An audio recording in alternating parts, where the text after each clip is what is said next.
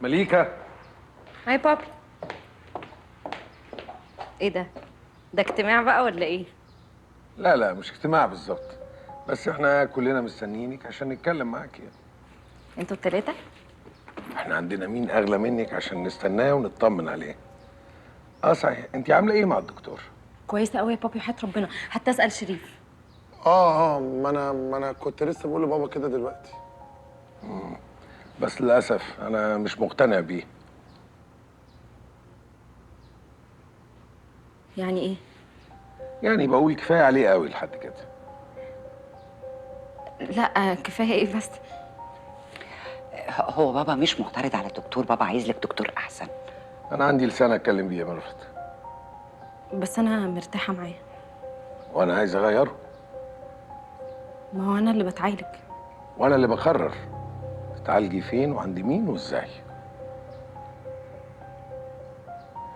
وعلى فكره انت لا هتروحي له ولا تروحي لحد غيره، واللي هيجيلك مش هيجيلك هنا اصلا. امال فين؟ احنا هنسافر كلنا فيينا.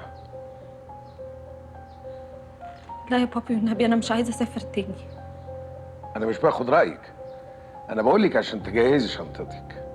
بكره الصبح كلنا هنبقى في المطار. اوكي؟ اوكي يا مليكه.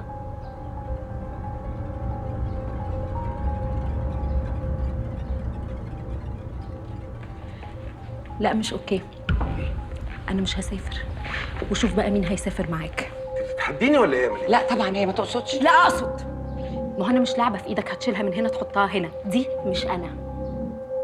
طيب هتسافري يا مليكه ورجلك فوق رقبتك. مش هسافر. وشوف بقى هتسفرني ازاي غصب عني، وهتمشي كلمتك على مين. انت بنتي، من حقي امشي كلامي عليكي. مش بنتك، عمري ما كنت بنتك ولا هكون بنتك، فاهم؟ مش عايز اسمع صوتك. انت ليه واهم نفسك ان انا مليكة؟ انا مش مليكة. اخلصي بقى. بابا ايه يا بابا اللي انت بتعمله ده؟ مش عايز اسمع الكلمه دي ايه اللي تاني. انت بتعمله ده يا بابا؟ اوعى شريف. معلش، اصل الحقيقة دايما بتوجع. انا مش قاعدة لك في البيت. ليه كده يا اكرم ليه؟ بس يا ميرفت، انا ما عنديش حاجه اتكلم. اوعى يا شريف، شغل الدلع ده. هتسافري يعني هتسافري، وكلامي يتسمع بالحرف الواحد. في حاجه غلط.